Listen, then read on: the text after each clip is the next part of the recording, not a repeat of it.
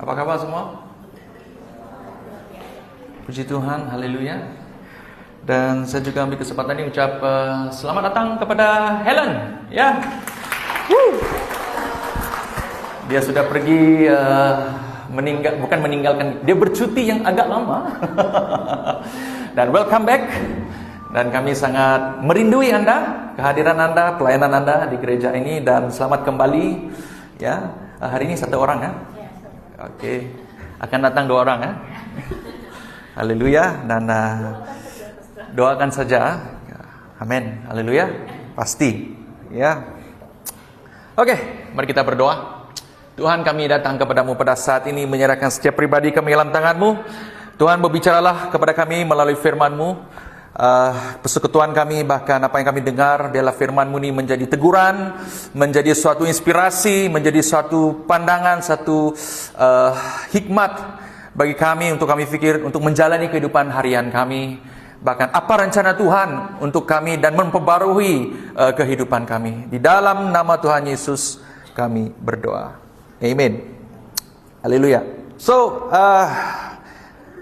hari ini saya akan berbicara tentang keutamaan yang salah juga, tapi part 2. Part 2. So far bagaimana minggu lepas? Saya percaya banyak juga, saya berdoa ramai yang akan merefleksi dan berdoa, dan ramai juga yang diberkati dengan firman Tuhan. Yang sempat hadir, yang tak sempat hadir, boleh lihat di dalam kita punya social media, dan ada di sana untuk kamu itu balik. Dan saya percaya diberkati juga kerana saya lihat dalam perbincangan kita dalam cell group, yang saya dapat lihat banyak orang yang mengeluarkan mereka punya pemikiran dan perbincangan yang agak menarik dalam minggu itu. Dan hari ini kita akan berbicara tentang satu juga ada kaitan sedikit. Ya, ada kaitan, bukan sedikit lah, sebanyak saya mungkin, untuk menyambung kepada firman Tuhan yang telah saya sampaikan pada minggu lepas, yaitu ketahui kenapa Anda. Kalau dalam bahasa Inggris dia knowing your why. Ya, semua tahu kenapa Anda? Kamu tahu kenapa kamu? Ada yang tahu?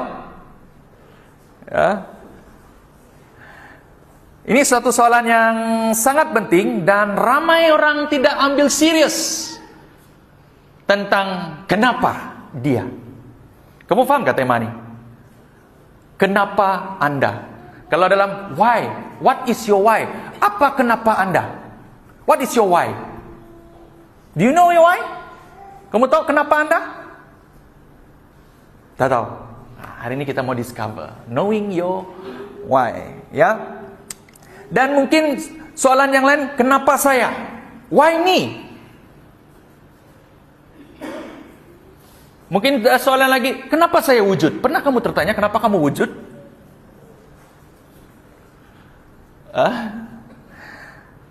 Ataupun mungkin lagi saya lebih perdalam, kenapa saya masih hidup? Ataupun kenapa Tuhan masih beri saya peluang ini? Pernah kita tertanya-tanya dan pikirkan perkara ini? Nah, apabila kamu tidak tahu kenapa Anda, what is your why, saya percaya Anda akan cepat putus asa bila Anda diuji. Nah, kenapa dia penting? Bila Anda tidak tahu kenapa Anda, ya, Anda akan cepat putus asa bila diuji. Betul tak? So, kamu tidak tahu. Bila suatu cabaran yang datang kepada kamu, yang di mana tempat kerja kamu sekarang, dan saya percaya mesti kamu tidak tahu kenapa kamu kerja di tempat kamu kerja sekarang, betul tak? Karena kamu kerja di sana karena hal yang lain, karena mungkin fast money, duit yang cepat, karena itu saja satu-satunya duit yang cepat, ataupun peluang yang ada. Tapi kamu pun tidak tahu sebenarnya kenapa sebenar-benarnya Anda di sana. Dan apabila cabaran hadir, masalah hadir, Anda putus asa. Bukan hanya di tempat kerja, mungkin dalam perhubungan, dalam perkawinan. Mungkin ada di antara kita tidak tahu, kenapa saya boleh terkawin dengan dia ini. Kamu balik-balik tengok suami kamu, tengok istri kamu. Kenapa? Macam mana saya boleh terkawin dia ini? Mungkin sebab dia handsome?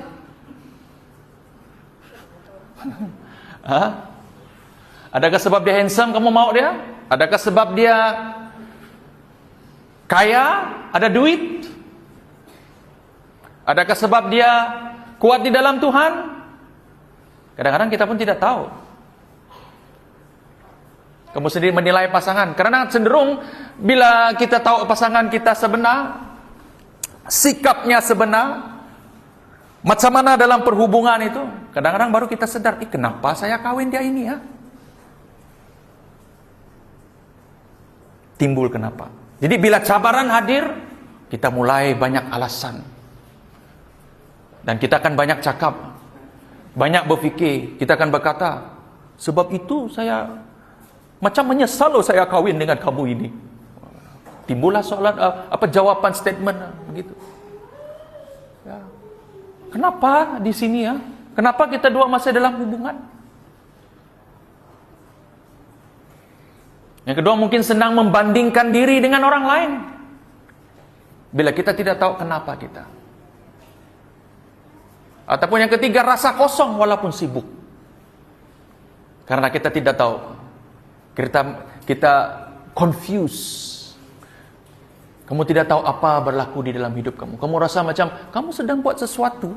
Kamu buat rutin kamu, tapi kamu tak dirasa diberkati, kamu tak rasa apa-apa. Kamu rasa macam you feel something yang I don't know why. Makan pun tak lalu. Mau cakap tak ada makanan, ada makanan. Sedap lagi pun tak lalu. Dalam rumah pun, pernah tak kamu duduk dalam rumah kamu duduk. Sebenarnya tak ada apa-apa pun, tapi kamu rasa macam ada yang benda yang buat kamu geram. Yang kamu rasa macam, tapi kamu tidak tahu apa. Mau kamu marah anak kamu, dia tak buat salah. Mau kamu marah bini kamu, dia pun tak buat apa-apa masalah. Dia pun tak cakap apa-apa. Kamu pun macam ada. Tapi kamu rasa ada something wrong. Sometimes feel like that. Because, kenapa? Kadang-kadang kita tidak tahu kenapa kita. Tetapi bila kita tahu kenapa tapi bila Anda tahu kenapa Anda akan hidup dengan arah, kekuatan, dan keyakinan daripada Tuhan. Because you know why. Anda akan kuat. Anda akan mempunyai arah yang yang confirm, sebab you know why. Kamu punya perhubungan, kamu tetap menjaga keutuhan dia, kamu jaga dia, karena kamu memelihara perhubungan kamu. Kenapa? You know why. Kamu tetap bekerja di tempat yang sama. Kamu tetap kuat meskipun banyak caci maki, banyak cabaran, banyak yang daripada hal-hal politik yang lain. Kamu tetap kuat di sana. Kenapa? You know why.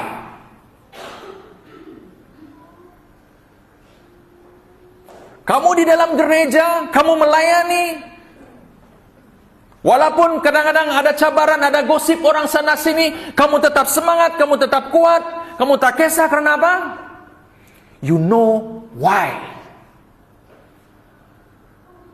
Sometimes orang get confused dalam hidup mereka karena mereka tidak tahu kenapa mereka.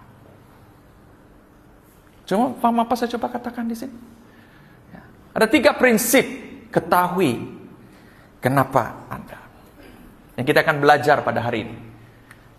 Yang pertama, Tuhan memanggil Anda secara spesifik, bukan umum. Kalau kita baca di dalam Yeremia pasal 1 ayat 5 tadi. Sebelum aku membentuk engkau dalam rahim ibumu, dikata di sini, ataupun dalam kandungan, aku telah, apa kata firman Tuhan di sini? Halo, apa yang firman Tuhan katakan di sini? Aku telah, sorry. Mana dia punya poin ni? Aku telah mengenal engkau sebelum engkau keluar dari rahim. Aku telah mentabis engkau, aku telah melantik engkau sebagai nabi kepada bangsa-bangsa. Dan dia bukan buat kamu. Terus, dia sudah punya sesuatu untuk engkau. Means that he know you very well. Dia punya rencana untuk saudara. Spesifik rencana. Anda tidak dipanggil untuk menjadi orang lain. Kamu tidak dipanggil untuk jadi orang lain. Kamu tidak dipanggil untuk menjadi saya. Tapi Anda dipanggil untuk menjadi diri Anda sendiri di dalam Yesus Kristus. Dan banyak hari-hari kita perhatikan dunia coba untuk membentuk identiti kita. Supaya kita tidak kenal siapa diri kita di dalam Tuhan. Tetapi saya beritahu Anda, Tuhan sudah tetapkan siapa kita sebelum kita lahir.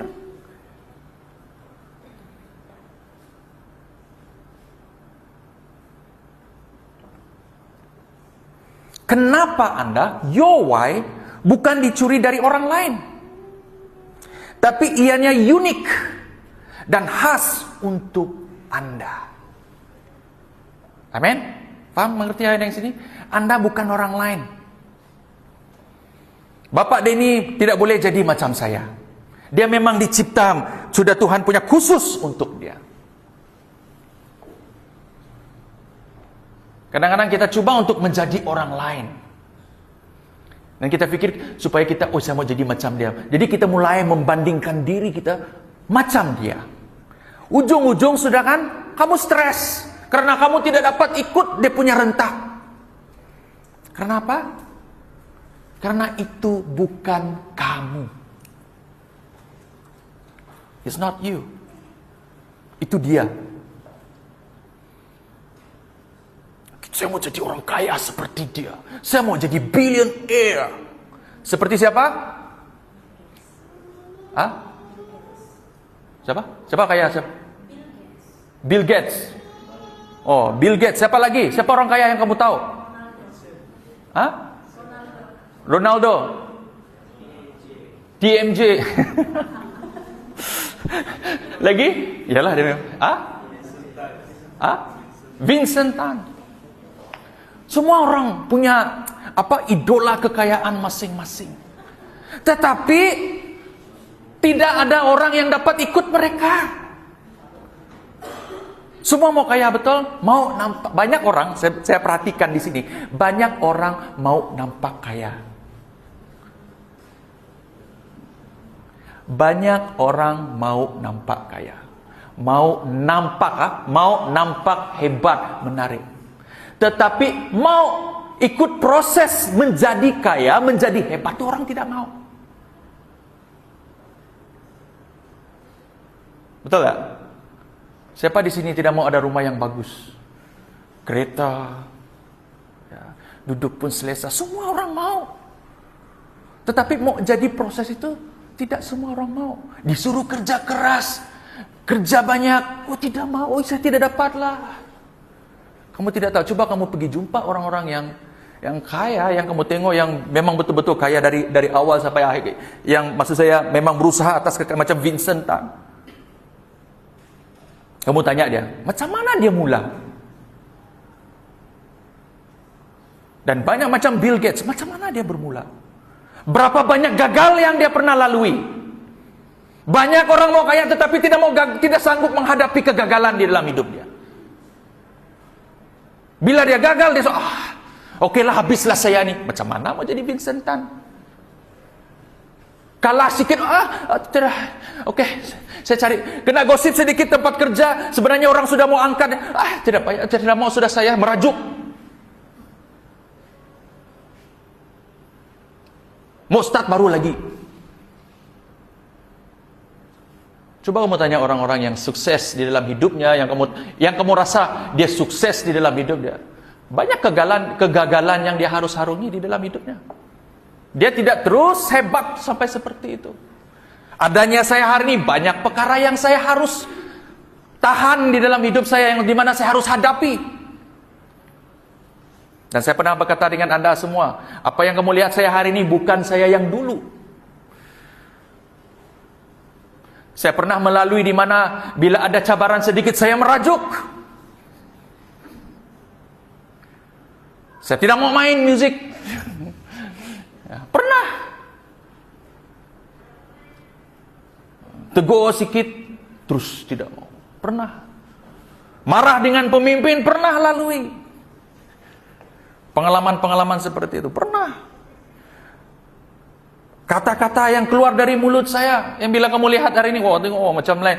Kalau kamu tengok zaman saya muda-muda awal-awal, kamu tengok lain dari yang lain. Tapi itu pengalaman yang Tuhan izinkan saya lalui supaya saya menjadi seperti apa saya sekarang ini.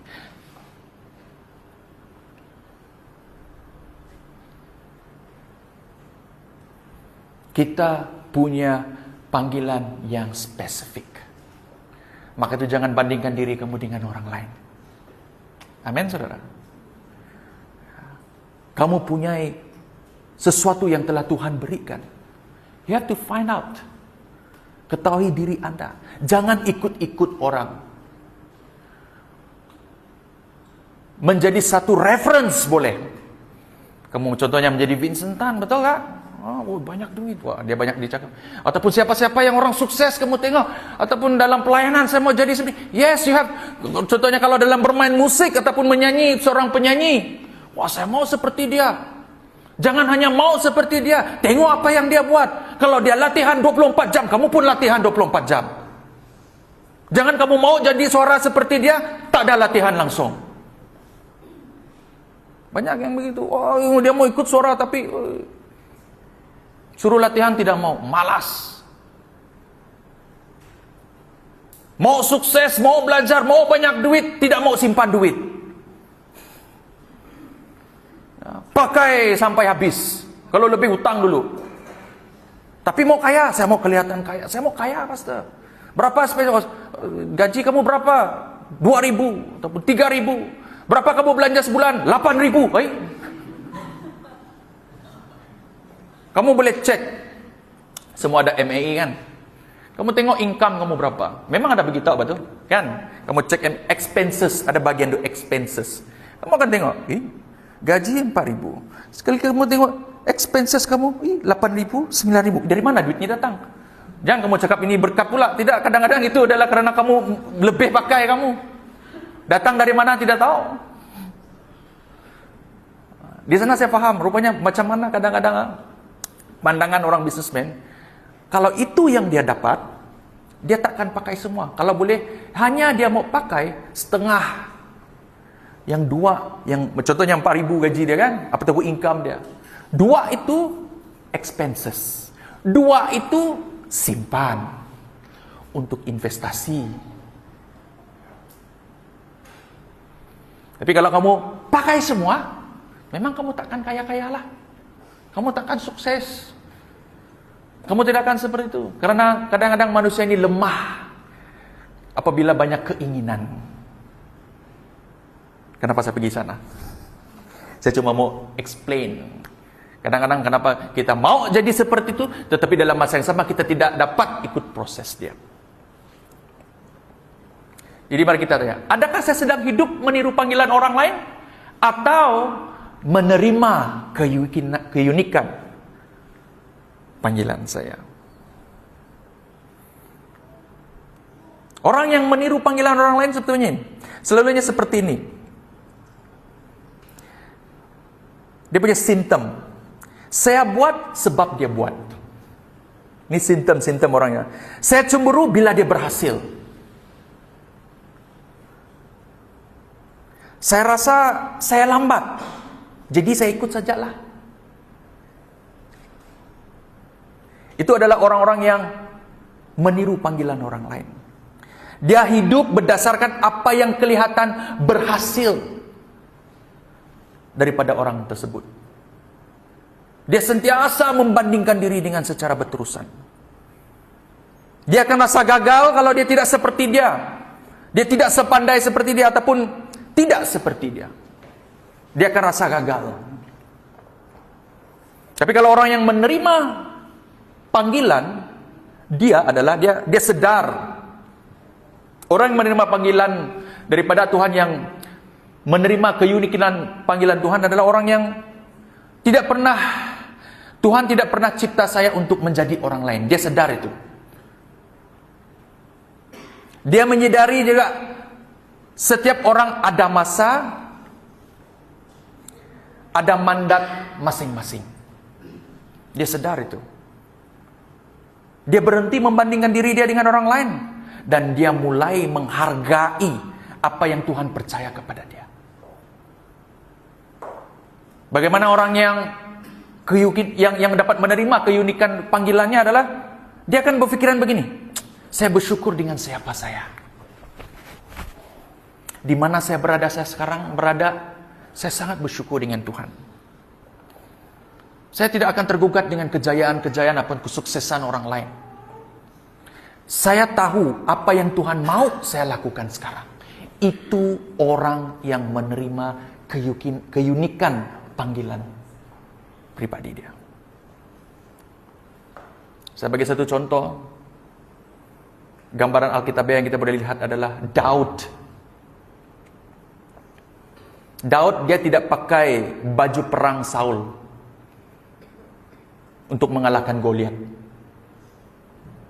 Walaupun Saul beri, pakailah baju perang saya ini untuk lawan Goliat.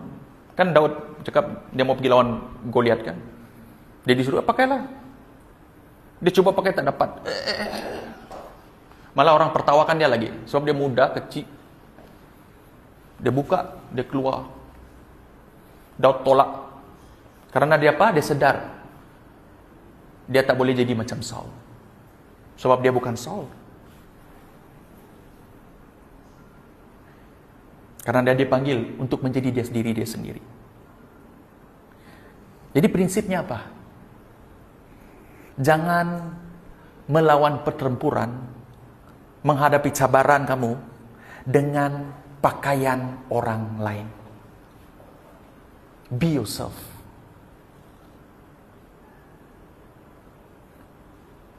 Jangan kejar panggilan dengan identiti yang bukan milik Anda. Kalau itu bukan kamu, dan jangan. Karena itu bukan kamu. Kenapa kita cenderung meniru? Kenapa kita suka meniru orang lain? Kenapa? Coba tanya diri kamu.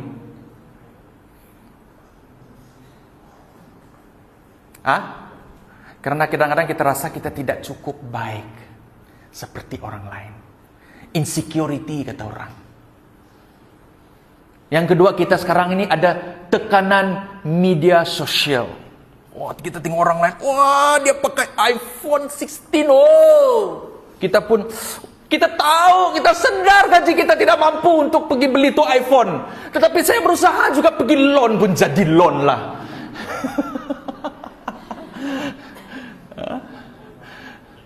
Kita tengok ada orang kereta baru, kita sadar sebenarnya kita tidak mampu, tapi tak boleh jadi. Ada orang sudah ada kereta baru, saya pun mesti ada kereta baru. Tanpa kita ketahui kemampuan kita. Padahal boleh saja kita guna phone kita yang lama tu pun. Tapi karena kita rasa bila kita pegang iPhone tu, pernah tak kamu? Pernah? Bila kamu pegang iPhone tu, kamu rasa macam saya seperti orang yang lain. Tapi bila saya pakai Oppo, bila saya pakai apa lagi, phone-phone yang lain, saya rasa macam lain lah. Jadi alasan kita apa? Supaya saya ambil gambar yang cantik, pastor. Ini untuk pelayanan. Ambil video supaya kita mau post something yang, padahal phone tu pun boleh, yang lain pun boleh lakukan hal yang sama.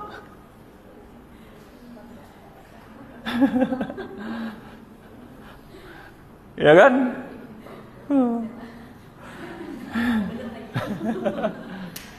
Tetapi kalau itu memang untuk bagian pelayanan kamu, ya. Tapi kadang-kadang ada orang guna alasan tu, tunggu dia post, tidak juga post. Tunggu dia punya gambar, tak ada juga gambar. Padahal tujuan tu untuk itu sebenarnya. Saya belum bersedia.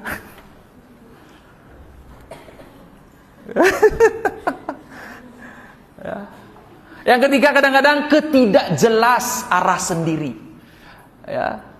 Jadi bila kita tidak tahu panggilan kita, we don't know why, kita akan ikut cara orang lain.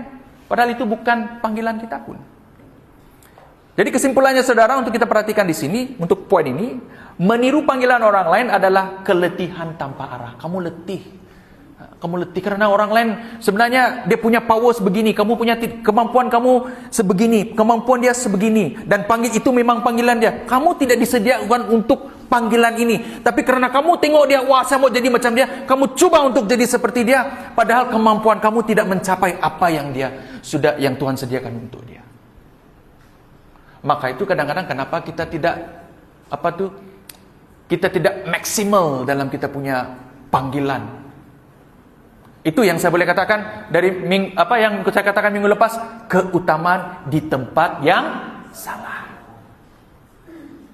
Kita tidak tahu membezakan mana yang urgent, mana yang penting. Karena bagi kita sudah confused karena kita tidak tahu why kita pikir bahwa dua-dua penting, pastor. iPhone pun penting. Ini pun penting. Jadi kamu trap. You don't know. Kalau dalam hubungan, saya tidak tahu mau pilih lelaki yang mana satu. Dua-dua sama. Saya pun perlu kaya, tapi dia handsome, tapi miskin. Macam mana nih?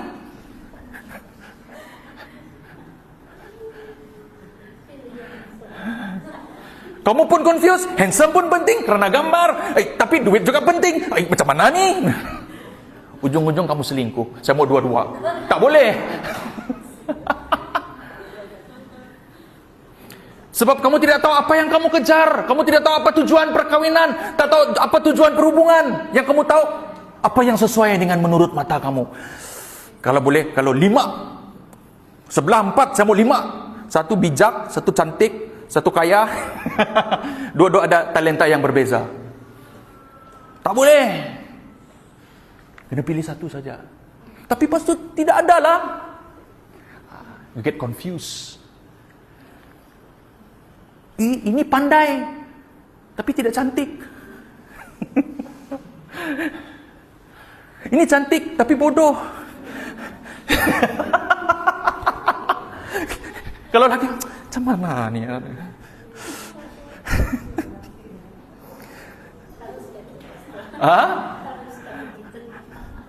Iya, orang macam tuh kalau buat pilihan, confused.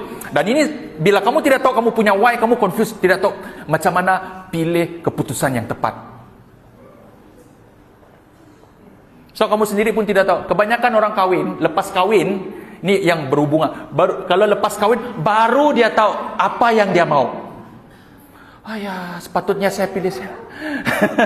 Betul lah, lepas kawin baru kamu tahu apa yang kamu mau. Karena sebelum kamu kawin, kamu tidak tahu, karena semuanya macam iblis.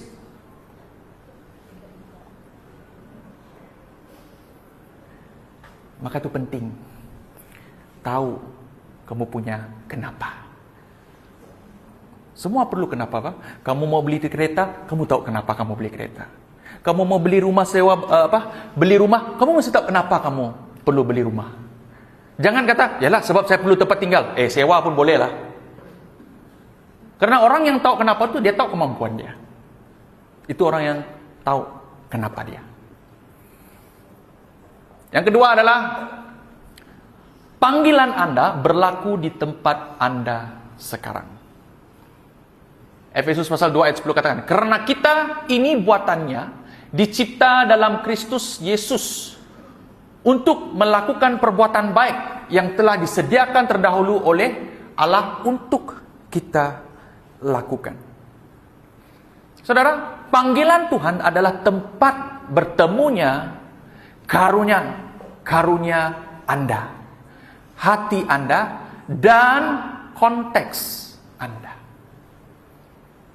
Anda tidak perlu tunggu Anda punya jawatan sebagai pastor, jadi pekerja sepenuh masa di dalam pelayanan, baru mau melayani Tuhan. Tunggulah dulu, tunggu saya masuk, tunggu saya pergi sekolah Alkitab, baru saya start melayani. Tunggu hati saya betul-betul sepenuhnya, baru saya mau melayani. Karena Tuhan mau kita jadi garam dan terang di tempat kerja kita, keluarga kita, community kita. Karena tempat itulah menjadi altar tempat ibadah kita pada harian kita. Contohnya seorang kerani apabila bekerja dengan integriti, dengan kasih, dia sedang memenuhi panggilan Tuhan di dalam hidup dia. Seorang yang pemandu Grab yang mendoakan penumpangnya akan sedang memenuhi kenapa dia. Jadi persoalannya adalah, adakah panggilan kita adalah tempat bertemunya karunia-karunia, adakah saya balik lagi.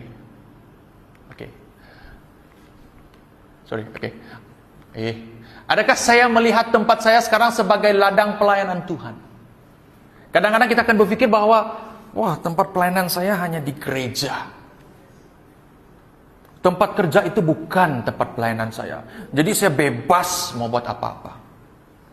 Padahal itu memang panggilan Tuhan untuk diri Anda.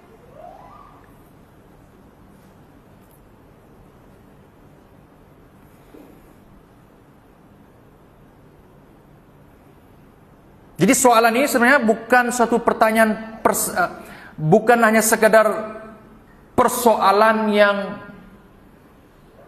geografi atau tempat Anda. Ia adalah, maksudnya bukan hanya di mana kamu berada. Ia sesuatu pertanyaan yang perspektif. Saya mau kita melihat soalan ini, adakah kita sadar bahwa Tuhan menempatkan saya di sini untuk satu tujuan atau tidak? Contohnya di tempat kamu kerja sekarang, kamu lihat, adakah itu tujuan Tuhan untuk kamu? Adakah kamu melihat suatu tempat kerja kamu, ataupun suatu hubungan kalau di dalam keluarga, ataupun tempat pelayanan mungkin, adakah kamu rasa beban di sana? Adakah kamu itu sebagai kamu punya tempat persinggahan sementara? Ataupun ada hal-hal yang lain? Adakah itu tempat macam kamu sekadar, ini tempat saya sementara saja, ini sekejap saja, ini lepas ini tak ada, sudah di sini. Atau kamu pikir, itu yang telah Tuhan percayakan kepada saya, maka itu saya harus bekerja dengan lebih sungguh-sungguh dan lakukan yang terbaik apa yang saya punya, karena itu tujuan saya hadir di sini, dipercayakan kerja di tempat ini. Mengerti apa yang saya coba katakan? Ataupun tidak paham? Saya bagi soalan, bagi itu lebih dalam lagi. Kadang-kadang kita pikir tempat kerja kita sekarang ini, itu bukan panggilan Tuhan. Kita pikir, ini bukan panggilan saya, sebab kadang-kadang kita tidak tahu pun apa panggilan kita sebenar. Jadi kamu get confused. Maka itu kadang-kadang ada orang bekerja tidak jujur, tipu dia punya company. Tidak ada integriti di dalam pekerjaan dia. Orang suruh kerja bagus-bagus, dia mengular.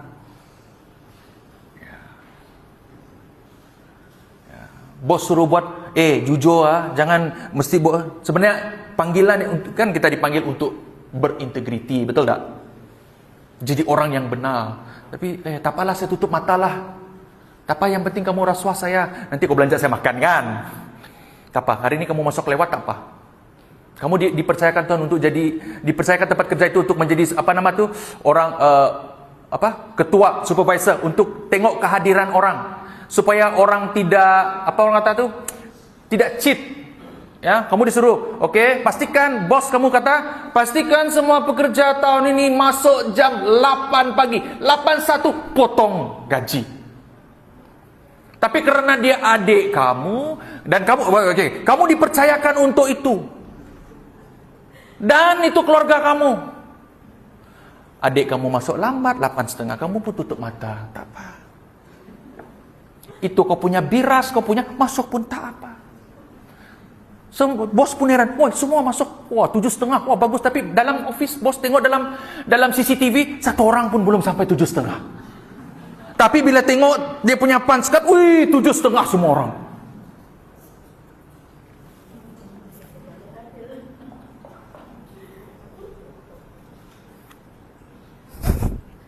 Kenapa semua ketawa senyum ni? Terasakah? Saya tidak tahu tempat kerja kamu, tapi kalau melihat riak muka dan wajah Anda, Saya tahu Anda pernah melakukannya. Mungkin bukan pasal paskat kerja, mungkin hal-hal yang lain. Saya tidak tahu. Jelas saya tidak tahu apa yang berlaku tempat kerja kamu. Tetapi kalau berbicara tentang integriti, kadang-kadang ya, karena kita mau, Pak, saya mau jaga hati saya punya saudara, Pak. Saya mau jaga hati saya punya kawan-kawan yang lain, Pak. Kalau saya tidak buat begini kan, saya tidak diterima oleh mereka. Mereka cakap, kenapa kamu ni terlampau itu? Bukan gaji kamu besar pun. Berapa pajak company bagi kamu? Kenapa kamu terlampau, terlampau apa nama itu sudah? Terlampau jujur. Tipu-tipu sikit pun tidak apa-apa. Tapi kita tidak tahu bahwa itu sebenarnya menguji integriti kita, siapa diri kita sebenarnya. Tak payah jauh-jauh, traffic light, betul tak jadi naik motor. Karena hujan, terpaksa langgar. Ya, ampun limpas sedikit. Padahal undang-undang cakap jangan langgar traffic light. Tapi karena kamu rasa, pernah tak kamu rasa kamu di traffic light, tak ada kereta tau. Itu merah. Kamu pikir mau langgar ke tidak langgar? Keluar dalam pikiran kamu, kalau saya langgar pun orang tahu. Tengok lagi kamera, ada kamera kah? Pas tengok ni, mau jam sudah ni macam mana ni?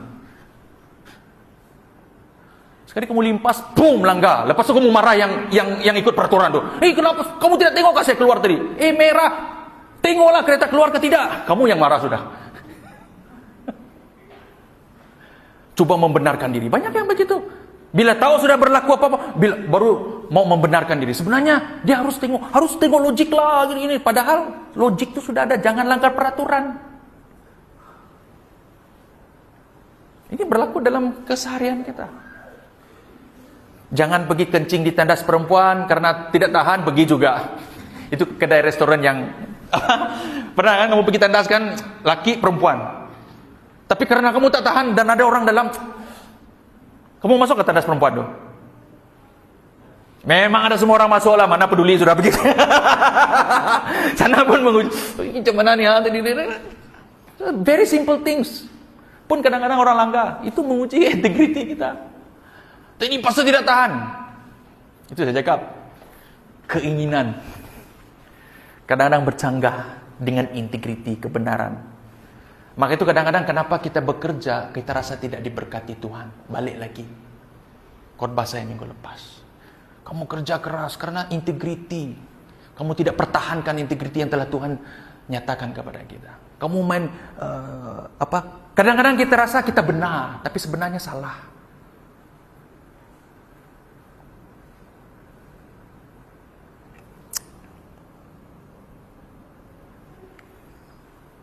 Itu melihat kepada sikap hati kita.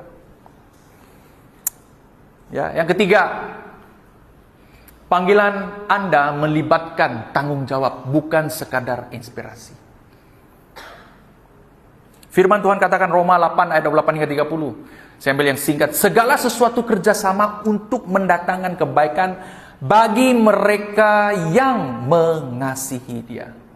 Nah, Anda tidak akan hanyut dalam panggilan Anda. Anda mesti mengerjakannya dengan sengaja.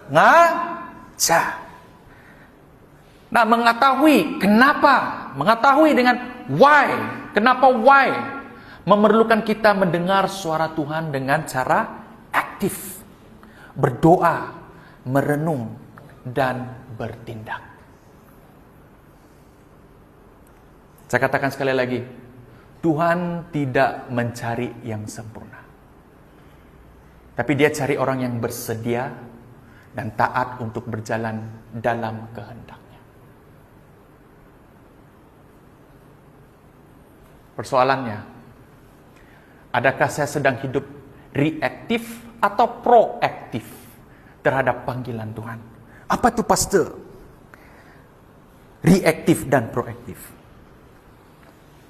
Reaktif, yang ini, reaktif, dia seperti ini. Bertindak setelah sesuatu berlaku. Jadi kan, baru dia bertindak. Sakit, baru mau jaga kesehatan. Itu reaktif. Demam, flu, baru mau rehat. Orang yang proaktif bertindak sebelum sesuatu itu berlaku. Dia mau hidup sehat, sebelum terjadi apa-apa, dia jaga kesehatan terlebih dahulu. Itu orang proaktif.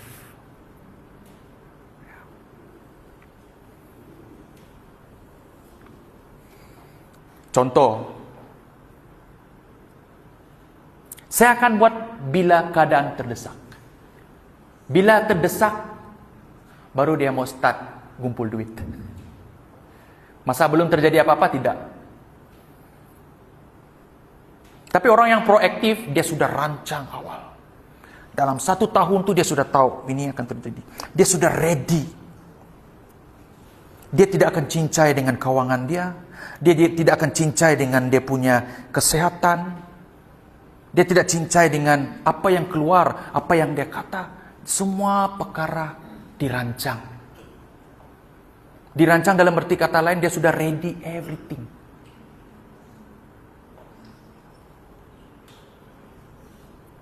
Orang yang reaktif, hidupnya dipengaruhi oleh keadaan. Hidupnya dipengaruhi oleh orang lain. Atau persekitaran. Kalau hujan, dia salahkan cuaca. Inilah hujan. Saya tengok tadi terang, bah. Itu saya tak bawa baju hujan. Hujan pula. Salahkan hujan. Padahal ada pepatah katakan apa? Sediakan payung sebelum hujan. Jangan kamu salahkan cuaca. Betul tak?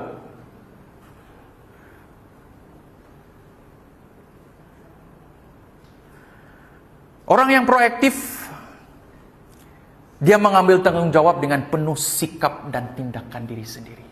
Dia diberi task. Oke, Rose, kamu buat ini. Saya buat. Dia bertanggung jawab. Dia bukan hanya berlaku, dia terus buat. Dia buat bukan karena orang lain, karena dia diberi tanggung jawab. Itu orang yang proaktif. Contohlah. Kalau dalam bahasa dan pemikiran orang yang aktif katakan begini, saya tak boleh buat apa-apa, orang yang reaktif. Beginilah nasib saya nih. Itu orang yang reaktif. Inilah nasib saya, kena tipu begini saja. Ya, memang begitu.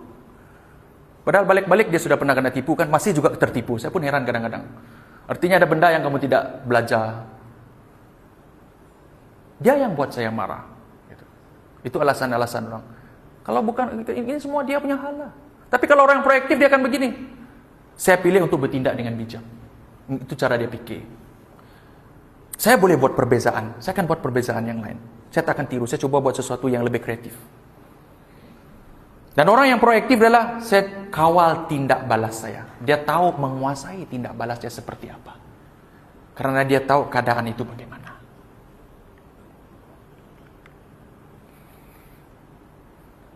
Kalau dalam kerohaniannya, orang yang hanya berdoa, orang-orang reaktif, dia hanya berdoa bila ada masalah. Itu orang yang reaktif.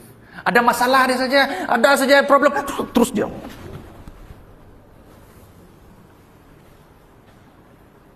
Sampai menangis. Kalau boleh Tuhan tolong turunkan tanganmu Tuhan. Ya.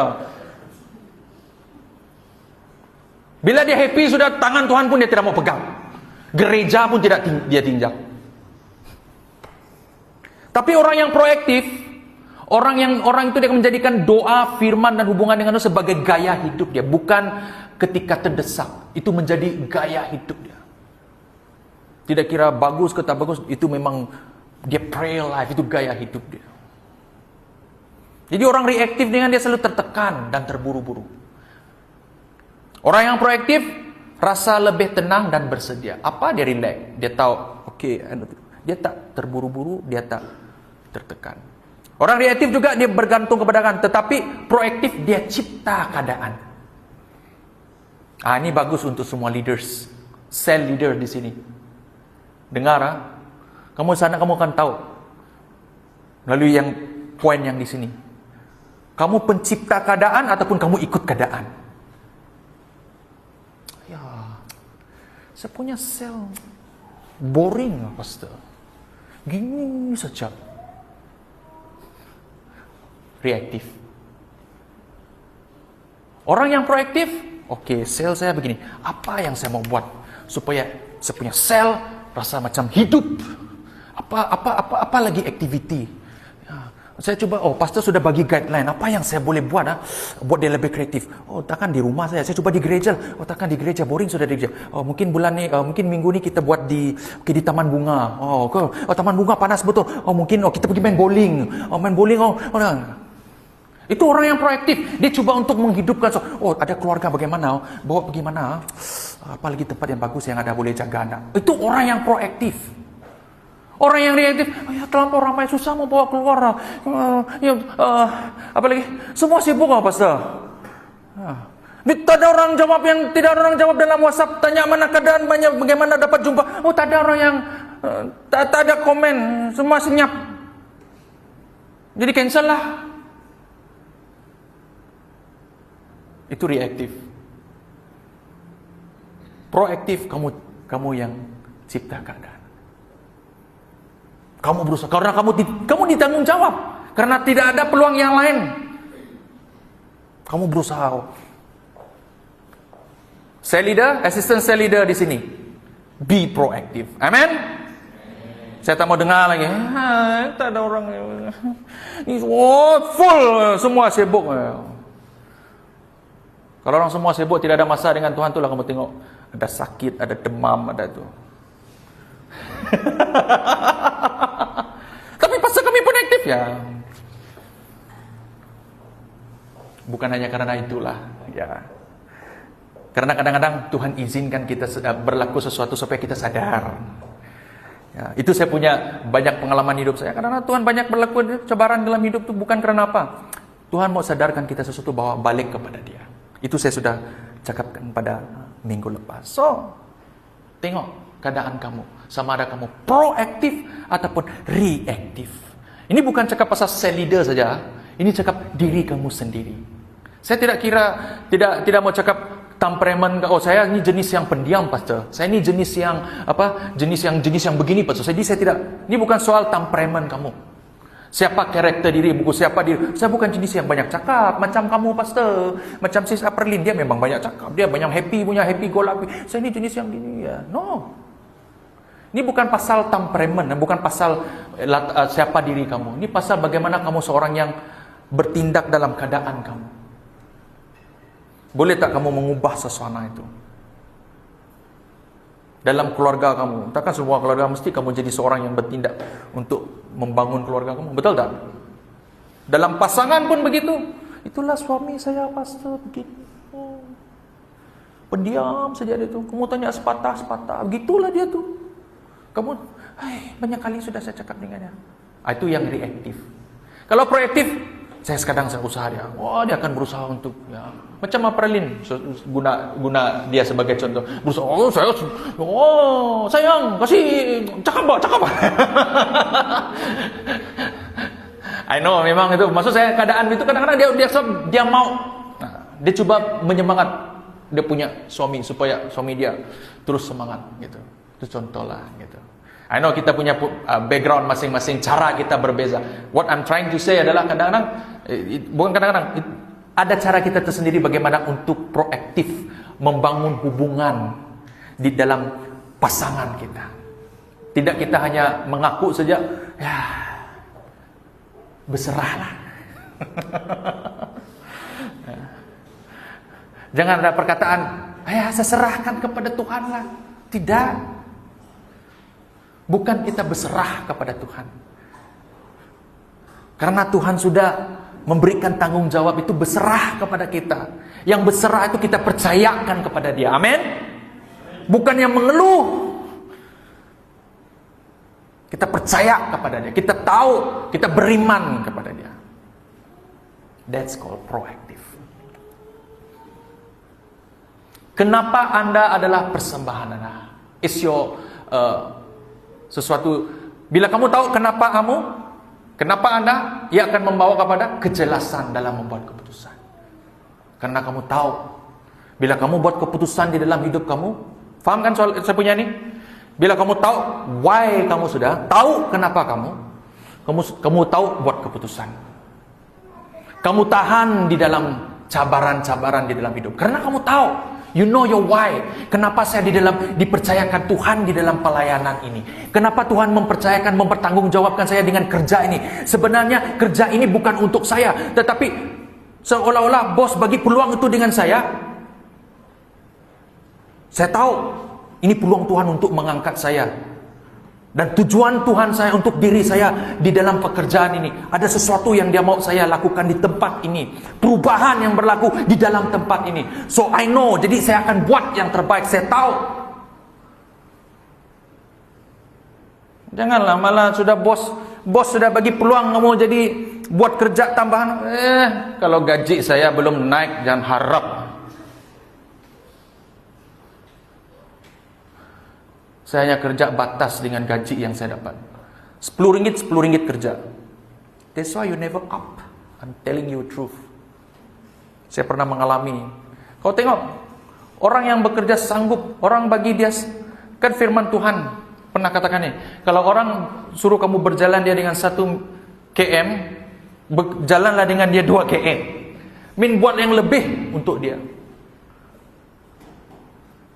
Bila kamu dipercayakan buat something yang hanya sebegini, buat lebih untuk dia. Karena orang akan lihat. Karena Tuhan akan lihat. Walaupun kamu tak dibayar. Karena dan saya percaya setiap bos, ya, tidak semualah, tapi kebanyakan dia akan tengok bila orang itu betul-betul,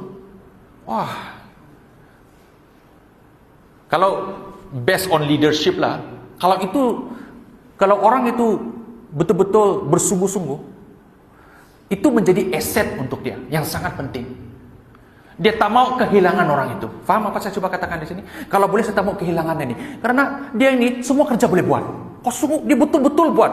By outcome dia punya outcome sudah? Kesan dia, luar biasa. Dia tak mau kehilangan. Berbanding satu orang ini, ya. Kamu boleh perhatikan, kamu boleh lihat. You will see. Begitu juga dalam pelajaran, dalam pelayanan. Tuhan akan bagi peluang, buka. Kadang-kadang kenapa kita tidak nampak peluang? Karena kita pikir kita bijak, kita simpan. Tunggu saya ada hati. Gaji naik, I go for it. No. Sorry. Sekali tengok orang yang pasal kamu jealous tengok orang yang tak ada apa-apa, yang kerja sungguh-sungguh. Pasal kalau tengok dia, pasal saya degree dia diploma pun tak ada, tapi kamu tidak tahu dia kerja sungguh-sungguh. Bos angkat dia karena bos percayakan dia. Baru kamu pikir, baru kamu komen, sepatutnya saya punya kecil, dia apa saja dia. Ini banyak berlaku time kalau zaman-zaman saya kerja dulu, orang yang master datang cari kerja. Tengok, ini dalam bidang tukang masak. Dia master, baru keluar diploma, dia terus demand gaji. Ada orang yang tukang masak tuh, dia jadi head chef, dia jadi tukang potong, dia tak ada sekolah, dia start cuci pinggan. Sampai. Karena apa orang tengok? Kesungguhan dia, pengalaman dia. Kadang-kadang kita pikir, saya ada master, saya ada ini. Kita rasa kita hebat. Memang kamu hebat. Mungkin dalam tulisan, pengalaman kamu tidak tahu. Apa yang saya katakan? Kadang-kadang peluang yang terbuka itu, walaupun kamu tidak dibayar, itu pengalaman yang tak dapat kamu dibeli dengan uang ringgit.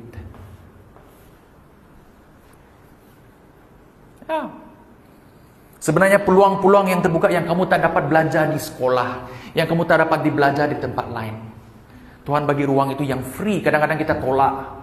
Sebenarnya tempat di mana kita boleh step untuk kita pergi ke depan. Amen. So, jangan lepaskan peluang kalau ada peluang itu. Ya. 5 langkah untuk mencari kenapa saya. Sangat cepat.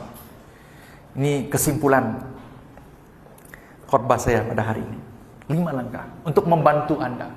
Yang pertama apa? Serahkan diri Anda kepada Tuhan. Ya. Kamu tanya, adakah saya ini hidup kehendak Tuhan atau kehendak saya? Kamu tanya. Itu caranya. Kalau dia memang kehendak Tuhan, karena betul, ingat balik first, saya mula tadi apa? Kita ini dicipta oleh Tuhan sesuai dengan rencana Tuhan.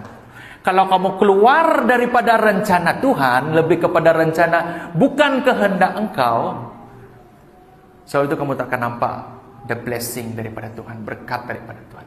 Karena apa? Karena kamu tidak ikut sesuai dengan rencana Tuhan.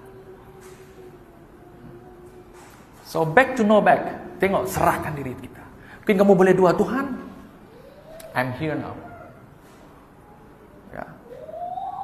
Apa yang what actually yang kamu mau dengan saya? Tapi first kamu tengok, adakah selama ini kehendak Tuhan atau kehendak saya? Kalau kehendak kamu, bertobat.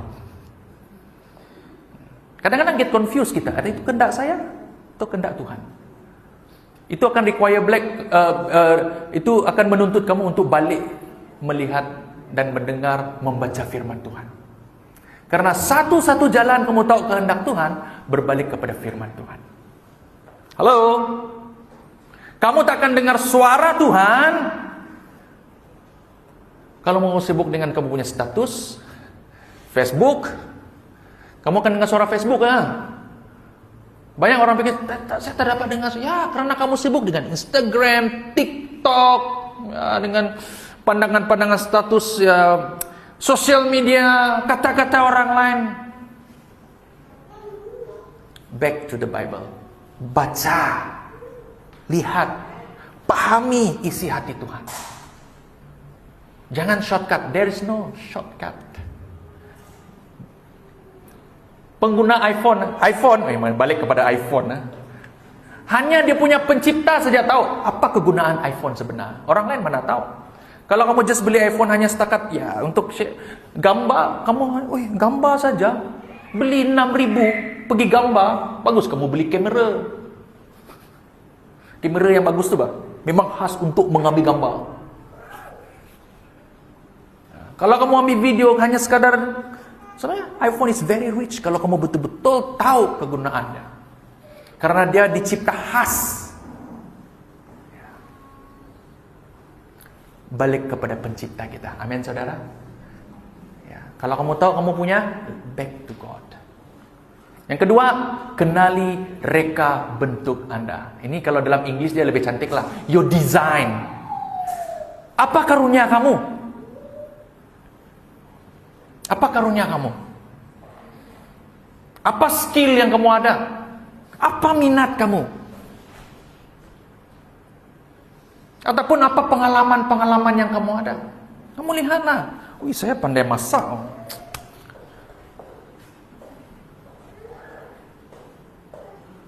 Saya pandai mencipta makanan. Kamu ada, maksud di sini, kamu ada passion di sana.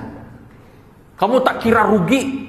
Walaupun rugi, ada caci maki, ada cabaran, kamu tetap karena kamu tahu, wah, saya sedang lakukan apa yang saya sudah dipanggil untuk buat. Faham apa saya coba katakan di sini? Kamu dipanggil untuk jadi guru, tapi kamu pergi kerja kilang. Sebenarnya kamu punya passion now. Dipanggil untuk jadi, karena kamu kerja kilang.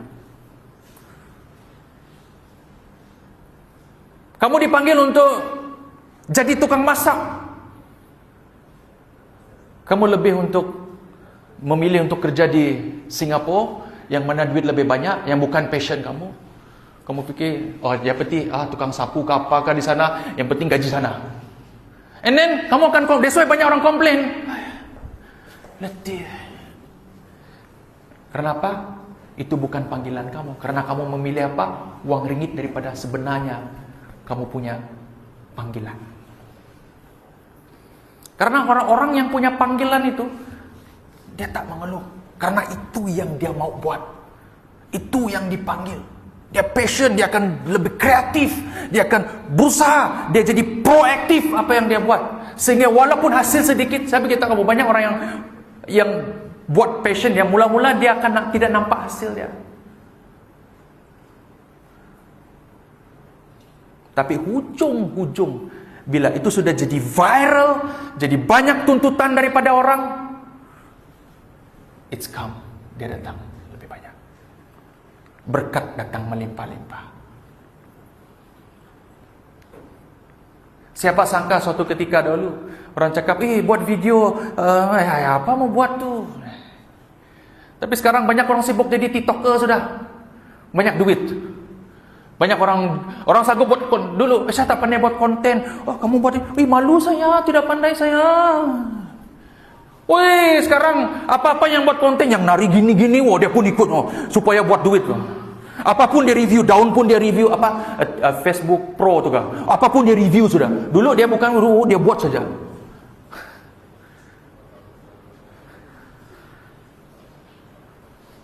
Apa yang penting duit. Karena orang pikir dulu tak ada orang pikir itu. Orang sibuk, orang buat promo apa. Tapi sekarang bila sudah dia baru mau start.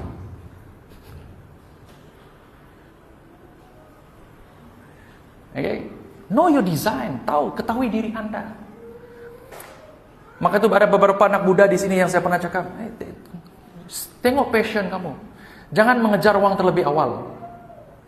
Uang akan datang kemudian. Firman Tuhan pernah katakan begini, cari dulu apa? Kerajaan Allah, maka semuanya akan ditambah. Karena semua yang di dalam dunia ini milik Tuhan.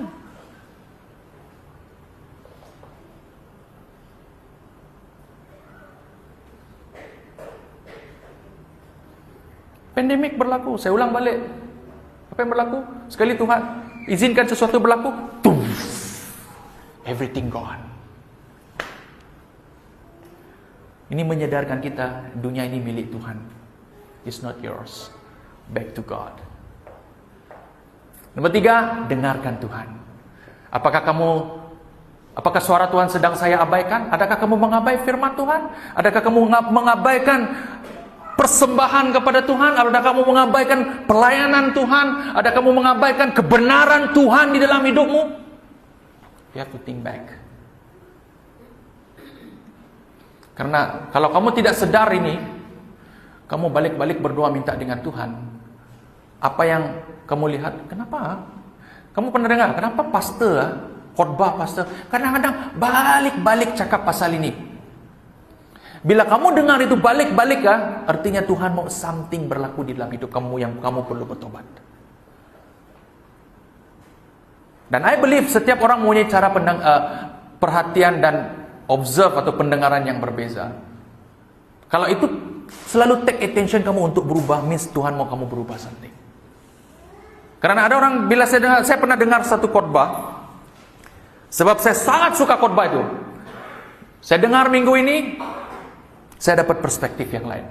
Saya ubah hidup saya sesuai dengan saya dengar balik. Saya tidak dengar apa yang telah Tuhan yang dikhotbahkan itu. Ada lagi yang lain. Saya ubah lagi. Khotbah yang sama. Karena apa? Tuhan mau saya berubah. Kalau kamu balik-balik dengar benda yang sama, walaupun tema khotbah kadang-kadang berbeza, kenapa pastor balik lagi cakap? Bukan saya yang balik cakap itu. Roh Kudus Tuhan sedang menegur Anda untuk bertobat. Amin. So terserah kepada kita, dia mau bertobat kepada kita. Yang keempat, siap boleh uji di dalam community Anda. Siapa yang boleh membantu saya melihat lebih jelas? Cari siapa yang boleh jadi mentor Anda. untuk melihat diri saudara. Jangan berjalan sendiri. Siap untuk ditegur. Amin.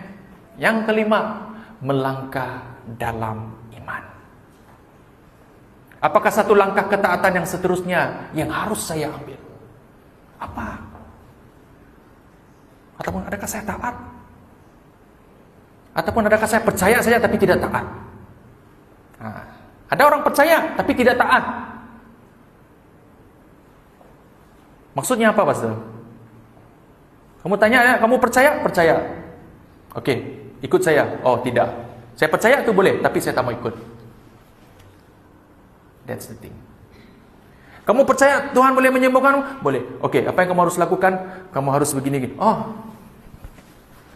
Kalau melibatkan masa saya, Pastor, minta maaf, oke? Kalau melibatkan uang ringgit, minta maaf, Pastor. Kalau melibatkan apa-apa yang berkaitan dengan keluarga, minta maaf, Pastor. Tapi saya percaya. That's why bila orang lain ada blessing, kamu tengok ada berkat, ada mukjizat yang berlaku, wow, saya mau seperti dia. Tapi bila Tuhan mau kamu jadi seperti dia, mau bagi peluang itu, kamu say, oh no, you trying to resist. That's why banyak berlaku pada hari ini.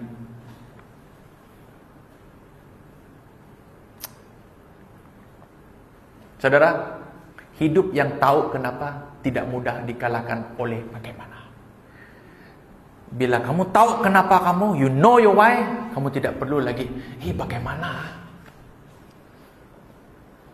Kamu tak terkalah dengan kamu punya how. Kamu kalau yang ada belajar buat essay kan, apa? 4 wife, 1 husband. Maksud dia apa? Why, where, when, what, how. Maksudnya kenapa, apa, di mana, bagaimana, kenapa. 5 perkara itu. Kamu tahu hidup itu, kenapa kamu buat? Kalau kamu tahu kenapa, oke, bagaimana sudah. Bila kamu tahu bagaimana, macam mana? Bukan macam mana, apa sudah? Di mana kamu mau buat dia? Kalau kamu tak jawab soalan ini dalam hidup kamu, di mana? Kamu sudah tahu di mana? Siapa?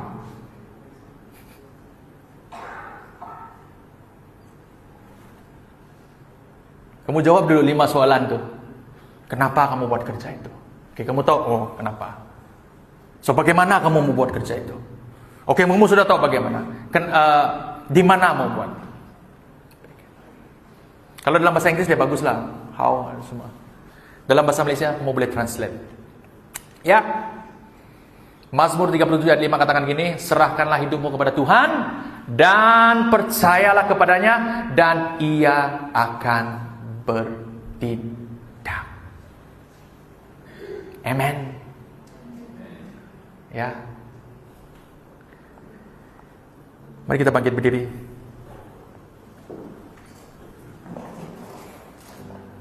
Saya mau katakan di sini, Tuhan tidak menciptakan Anda secara sia-sia. Anda bukan satu kesilapan.